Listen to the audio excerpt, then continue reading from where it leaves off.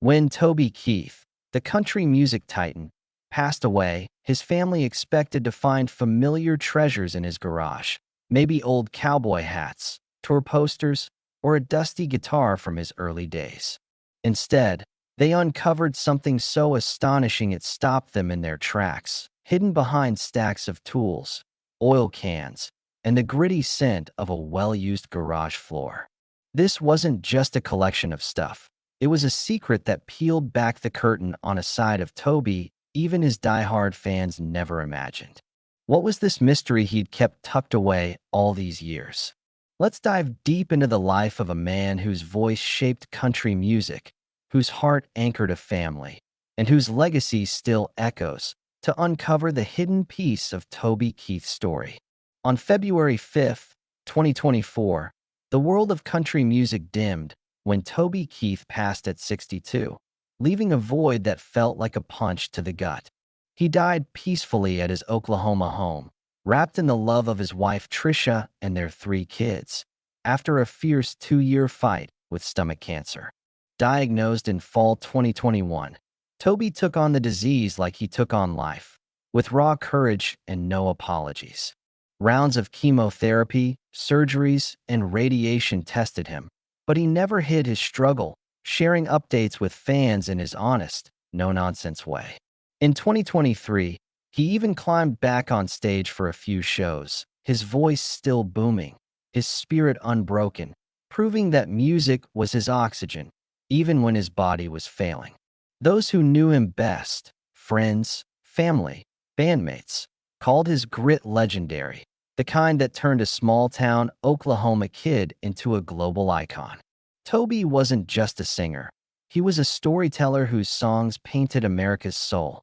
With 5 Academy of Country Music Entertainer of the Year awards, the Merle Haggard Spirit Award, and a spot in the Songwriters Hall of Fame, his career was a towering monument. Hits like Courtesy of the Red, White, and Blue sparked patriotic fire, while Should Have Been a Cowboy carried the dreams of every underdog. His music wove itself into the fabric of American life, from barrooms to backroads, capturing love, heartbreak, and the open highway.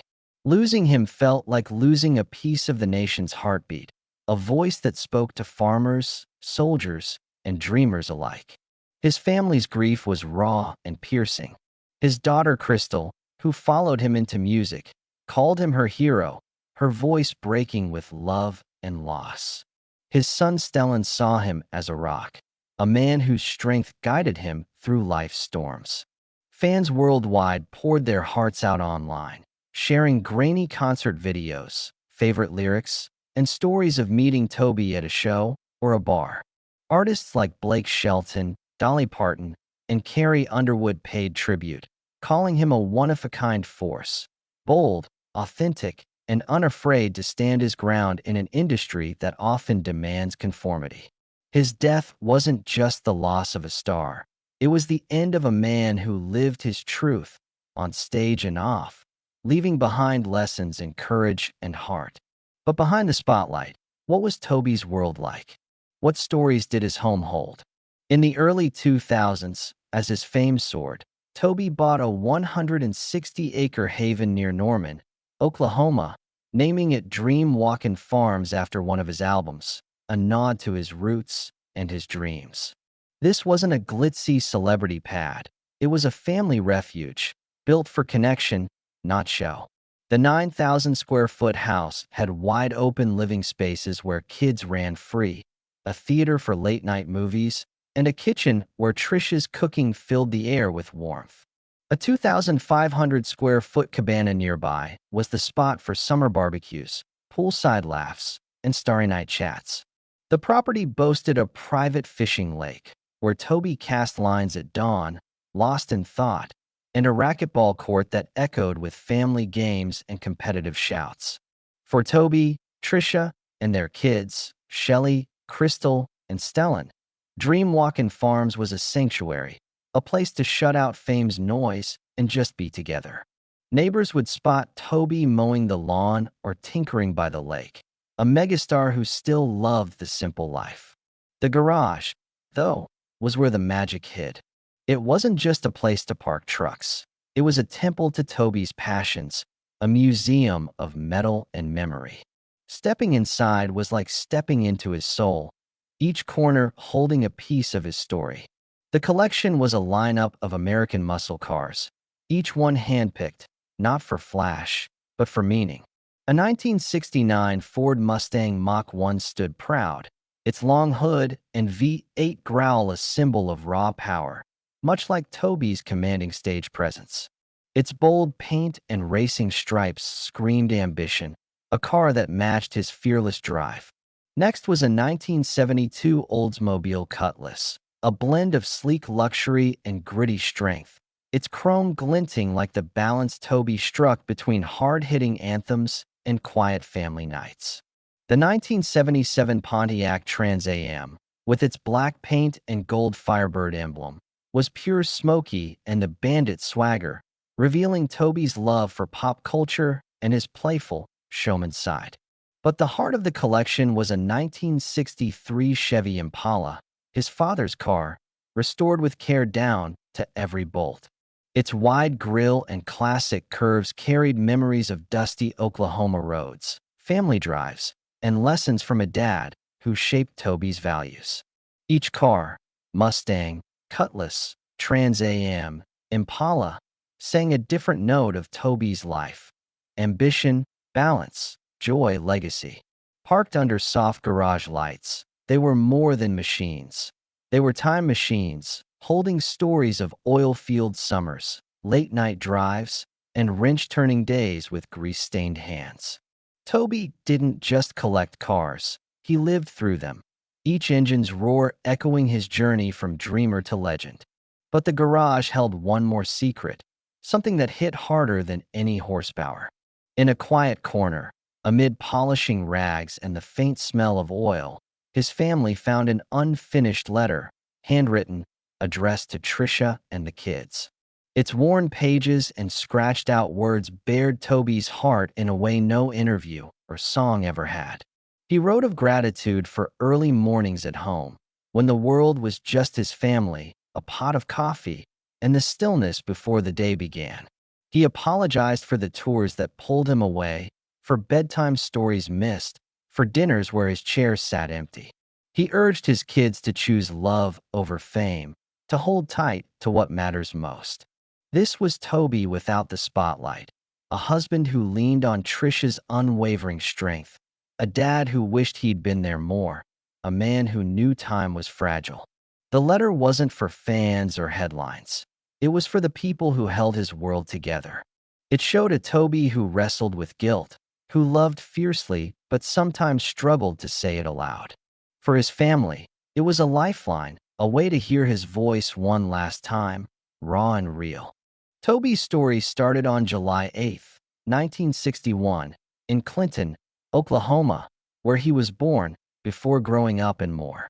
His childhood was steeped in hard work, summers in the oil fields with his dad, waking before dawn for grueling shifts that taught him discipline.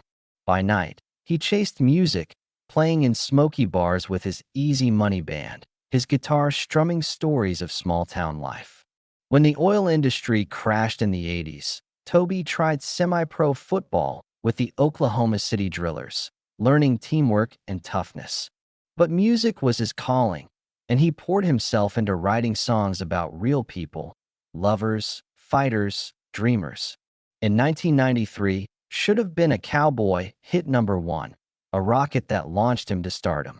Albums went platinum, and songs like Whiskey Girl, I Want to Talk About Me, and American Soldier became anthems for a generation. Toby didn't stop at singing. He built an empire, launching Show Dog Nashville to control his music, later merging it with Universal to form Show Dog Universal Music. He took a stake in Big Machine Records, a savvy move that helped launch Taylor Swift and padded his fortune. His I Love This Bar and Grill restaurants and a mezcal brand added to a net worth estimated at $400 million, proof of a man who understood art and business. Through it all, his family was his anchor. He married Trisha Lucas in 1984 after meeting her in a bar at 20 and 19. She called him magnetic, a romantic with a larger-than-life spark. They weathered lean years, when money was tight and dreams felt far off, and built a life with 3 kids: Shelley, adopted, Crystal, and Stellan. Trisha was his rock, managing home while Toby toured, her strength the backbone of their family.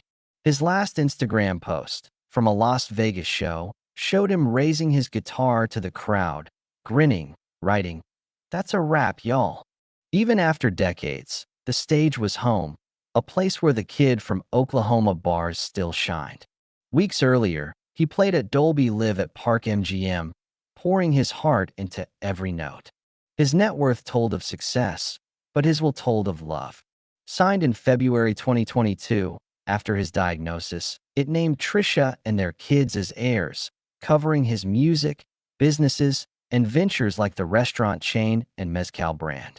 Trisha took charge of the estate with quiet strength, sealing probate details to shield their privacy, a rare move for a public figure. It wasn't just about money. It was about protecting a legacy for those he loved. Artists mourned him with raw emotion. Blake Shelton called him the toughest man he knew, a brother and hero. Dolly Parton said his music would live forever. Carrie Underwood pictured him riding to heaven, a cowboy joining the Angels choir. Randy Houser strummed "I Love This Bar" in tribute, calling him an American icon. Toby Keith was more than a star. He was a voice of America's heart, singing of pride, grit, and love. His cars, his letter, his songs, they tell of a man who lived big, loved deep, and never backed down. From oil fields to arenas, from a father's Impala to a handwritten note, Toby's story is one of dreams, struggle, and heart. How should we remember him? As the stage-shaking performer, the family man who cherished his wife and kids, or the patriotic poet who gave voice to a nation? Share your thoughts.